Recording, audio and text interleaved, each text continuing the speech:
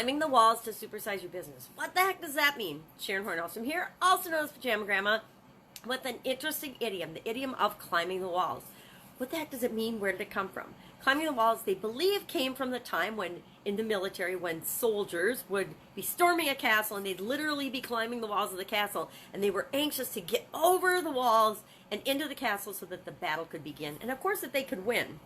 Now, whenever you're frustrated or anxious during a challenging situation, a lot of times we'll say that we're climbing the walls. We use that as a way to describe our frustration, to describe our feeling that there's just nothing we can do. We're not able to endure or tolerate all of these challenges that are around us. Now, in your business, let me ask you, do you ever have challenges or obstacles or problems to solve? Yeah.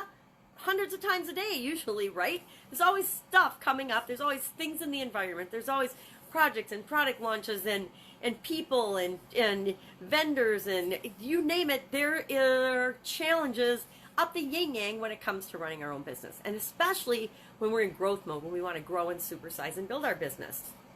Now, usually the climbing the walls part and frustration come from our internal expectation of things not being exactly how we think they should be right now.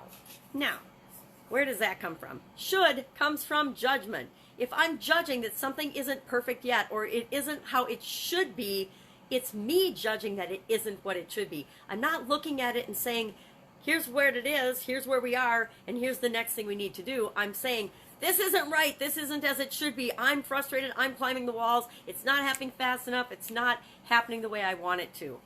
I admit I am a recovering frustration addict. I, in my younger years, was a maniac. I wanted everything done, and I wanted it done now, and I wanted it done this way or that way. And, I was, I'm sure, a terror sometimes to work with or be around because I was always going at a frenzied pace. And back then, I expected everybody else to run at that pace too. It wasn't until I got a little more mature and I had a few knocks in the noggin that taught me everybody works at their own pace. Everybody runs through their life at their own speed. We all function and react and act differently. And it's not for everybody to be at my pace. It's for me to run at my pace and my speed and find the people and the resources and the relationships and the things that move along with me at that pace. It's not for me to judge other people and how their performance is with respect to certain aspects of me building my business, right? Or us building my business. And so oftentimes the frustration that we feel and here's the trick. We take this frustration that we feel or this challenge and we turn it into something to be excited about, something to be curious about, something to open our mind up to the possibilities of. And often we end up with much better results than we would have if we had just insisted upon the judgment of how we think things should be as being the thing that's making us climb the walls because it's not like we think it should be. We get absolutely, exponentially better results than we had even dreamt possible. At least that's been my experience. Love if you'd share in the comments below what your experience has been with situations where you feel like you're climbing the walls. Now, I admit, I still get in situations where I feel like I'm climbing the walls.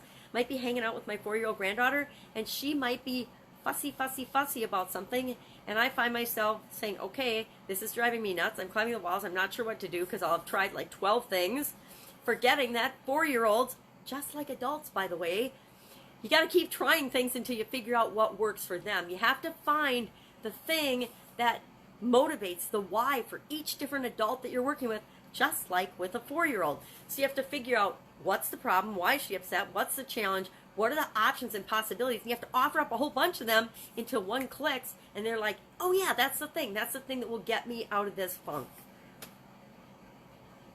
So when it comes to the feeling of anxiety and overwhelm and frustration with anything that's going on in your life or your business, take a deep breath, stop, and ask yourself, is it really, there's nothing I can do?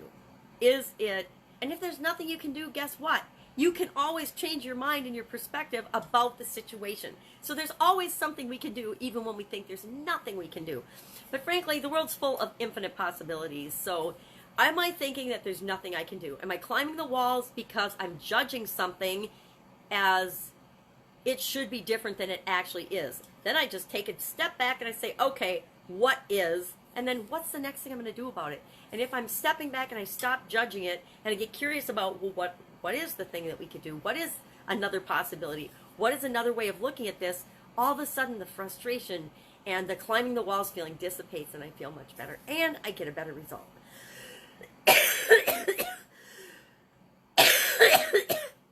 Excuse me, sometimes I get a tickly throat. So, share in the comments below what makes you climb the walls. What makes you super frustrated? And let's see if we can't come up with some solutions together. That's it. Have an awesome day. If I can help you in any way, hit me up in the comments below. Otherwise, I will be with you tomorrow. Probably still coughing. Bye.